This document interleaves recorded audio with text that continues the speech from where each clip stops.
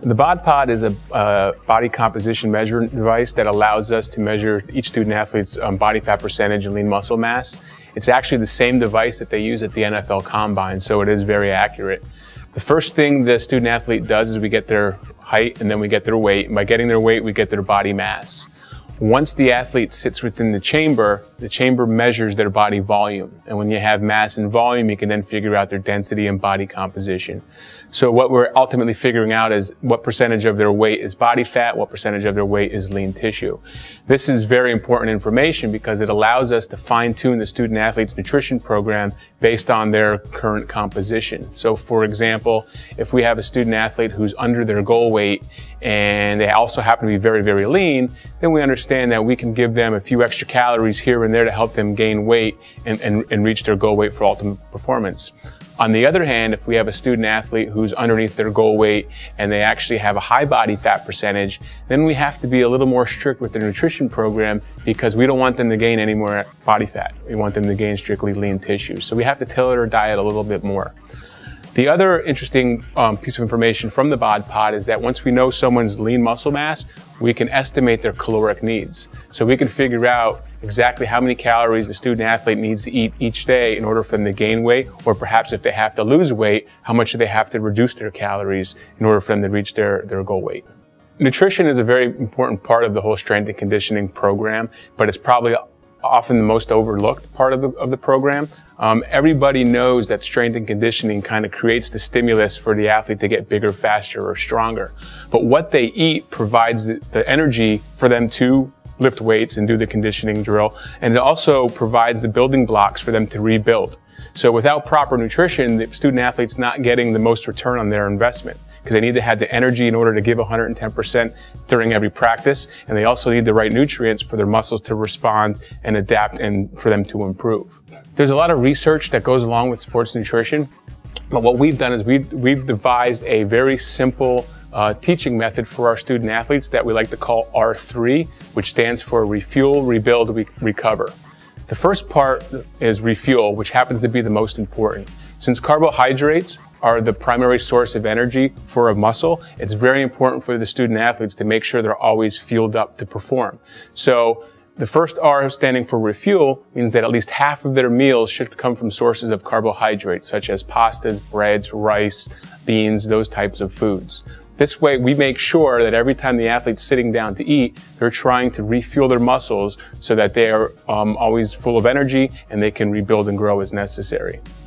The second R stands for rebuild, and that means that the athlete wants to have some lean proteins in their diet. And we want about 25% of each meal to come from lean proteins, and that's chicken, fish, lean beef, low-fat dairy products, protein shakes and supplements. These provide the building blocks for the muscles to actually repair themselves after they've been stressed out from strength and conditioning. The third R, which stands for recover, is probably the most overlooked component of sports nutrition. And with the third R, we mean that we want our athletes to get 25% of their meals from fruits and vegetables. Now, not just for the health benefits, but fruits and vegetables have a lot of important nutrients and vitamins that help with recovery process, that help keep the athlete healthy, and they help slow down inflammation. And really, they have a lot of involvement with the other processes that go on with muscle development. So it's real important that they include fruits and vegetables with each meal. Not only do we tell our student athletes what to eat, but we also have a few rules of things we don't want them to eat. And one of them happens to be fatty foods, things that are fried, heavy creams and cheeses. And the reason isn't just because of the health aspects of extra fat in the diet, is that fat really slows down the digestion process. So for example, if a student athlete has a nice high carbohydrate breakfast full of pancakes and syrup in the morning, but then they actually throw on 5 or 6 sausage links within that breakfast, the fat within that sausage will actually slow down how quickly those pancakes are digested, and it almost defeats the purpose of the refuel part of the program. So we really want our student athletes to try to avoid or at least limit the amount of high-fat foods they have in their diet so they're consistently digesting and getting the fuel they need to perform. The other important parts of sports nutrition in the program for our student athletes is the timing of their meals. It's really important that the athletes have something within 2 hours of when they're trying to perform, and also once again right after their strength and conditioning session.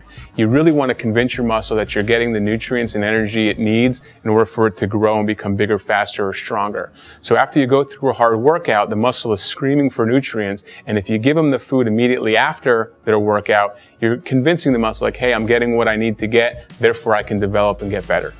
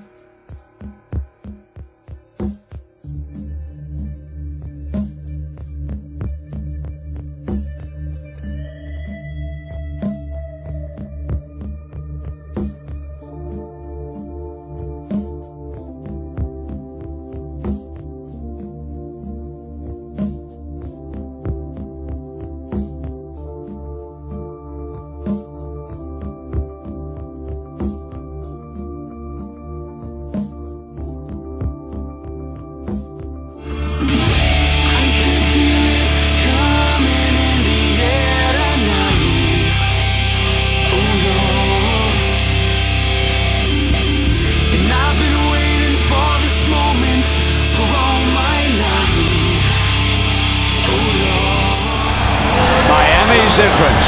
You've seen it before, and it never grows old.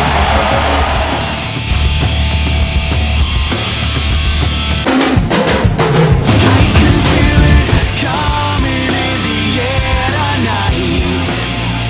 Oh Lord, and I've been waiting for this moment for all my life. Oh Lord. Trouble in the throw. Got a receiver coming back. He doesn't see him. Instead, throws it deep down the field. 49 set. He's got it.